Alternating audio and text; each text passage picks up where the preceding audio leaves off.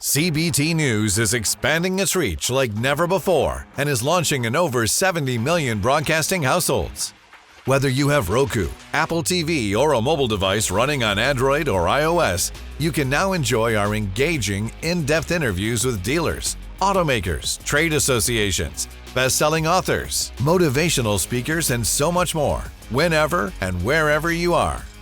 Simply search CBT News in the App Store of your smart TV.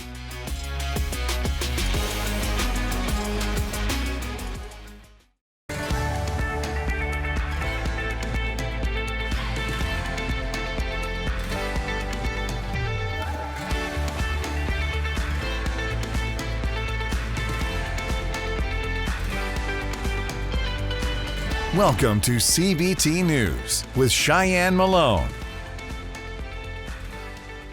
Good morning, everyone. Welcome back to CBT News. I'm Shyann Malone. Thanks for joining us. On today's show, we are joined by Adam Marburger, President and CEO of Ascent Dealer Services. But first, here's a look at today's top automotive industry stories. General Motors has revealed a new Chevrolet Equinox with modernized technology, including internet connectivity, bigger screens, and enhanced safety features. GM plans to offer a wider variety of trims for the redesigned SUV, including an all-new outdoor-inspired edition called Active. Inside the vehicle, the automaker has implemented an 11-inch screen on the driver's side and an 11.3-inch screen for the infotainment purposes in the center with built-in Google services. How about that? The 2025 Equinox also comes equipped with Chevy Safety Assist, GM's standard driving assistant software. The SUV will launch in 2024 with additional details on pricing to be released to the public in the coming months. Online used car seller Vroom is closing its digital retail business after an unsuccessful attempt to raise money in the current competitive market. In a press release, CEO Thomas Short explained efforts to fund an extension of its vehicle floor plan facility that were set to expire at the end of March had failed. And as a result, the brand will no longer sell used vehicles online, but will continue its automotive financing and analytics businesses. Vroom's exit comes as other online dealerships such as CarMax and Carvana, they face profitability pressures and struggle to pay off debts in the post-pandemic economy. And here's a change. The United States Postal Service announced it will receive thousands of electric delivery vans from Ford later this year, following the installations of the agency's first EV charging stations in Atlanta. And this move is part of a $40 billion strategy to improve efficiency and cut emissions from USPS operations. Throughout 2024, Ford will deliver a total of 9,250 e-transit vans to the Postal Service. However, the agency hopes to purchase more than 66,000 EVs by the end of 2028 and build up to 14,000 charging stations for its fleet. At a conference in Washington, D.C., United Auto Workers President Fain encouraged manufacturing employees to take up political activism while shedding light on the union's post-strike plans. The union chief began by criticizing automakers for refusing to cover staff pensions and suggested the UAW would seek retirement assistance from the federal government. Fain also addressed border security during his remarks, calling the issue, quote, a joke, and urging his audience to not let political rhetoric distract them from important issues such as corporate greed. Although the union chief declined to announce an endorsement, he did warn candidates that the organization would only side with those who aligned with its beliefs, commenting, quote, our message in doing this is simple: support our cause or you will not get our endorsement. Don't go anywhere. We'll be right back with Adam Marburger, President and CEO of Ascent Dealer Services. He's here to discuss the latest automotive F&I trends.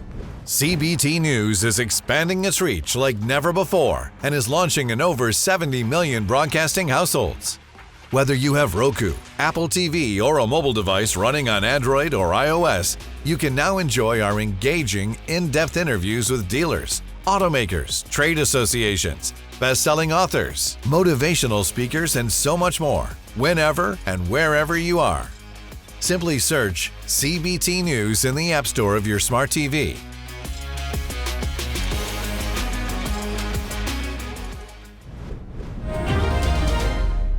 2024 should be another good year in automotive. What are some of the trends that you're following right now? What I'm finding is we're committed to training. We're committed to training like never before. Profit margins on the front are starting to catch back up to, I don't know what normal is, but let's say pre-COVID. And we're training. We're getting better. We're converting more cash. Interest rates are high. There's areas of focus right now, and we're just training. We're grinding, and we're having a lot of fun as well. What are you hearing from dealers? What are they seeing on the showroom floor? What we are seeing is, a lot of it from just the finance side of things is controlling the financing is difficult. And, you got a customer that's writing a check opposed to paying 8%. And Right. historically, the cash transaction is a little bit more difficult of a transaction to sell F&I products to. Right. So we, we got to start using human psychology, common sense, and start building real value in our products.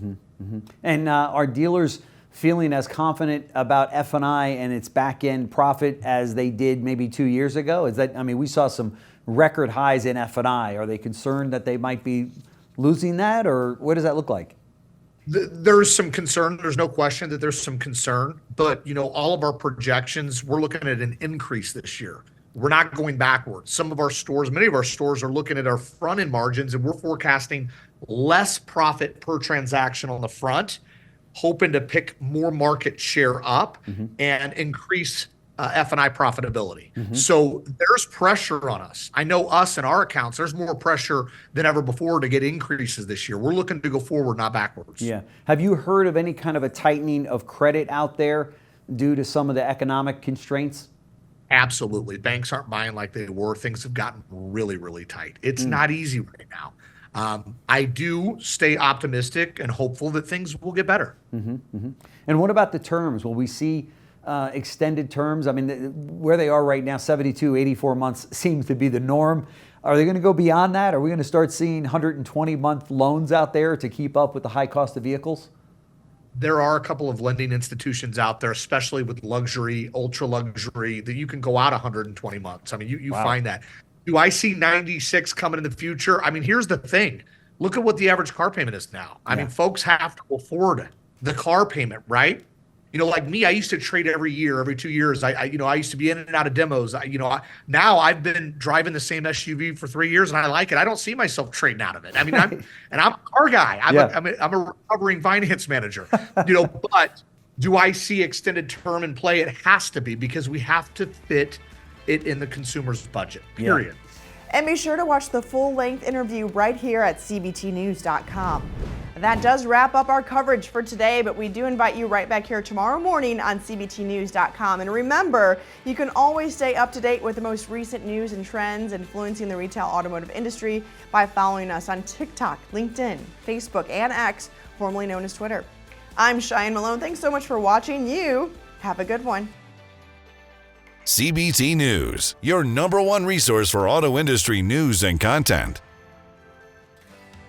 CBT News is expanding its reach like never before and is launching in over 70 million broadcasting households. Whether you have Roku, Apple TV, or a mobile device running on Android or iOS, you can now enjoy our engaging, in-depth interviews with dealers, automakers, trade associations, best-selling authors, motivational speakers, and so much more, whenever and wherever you are. Simply search CBT News in the App Store of your smart TV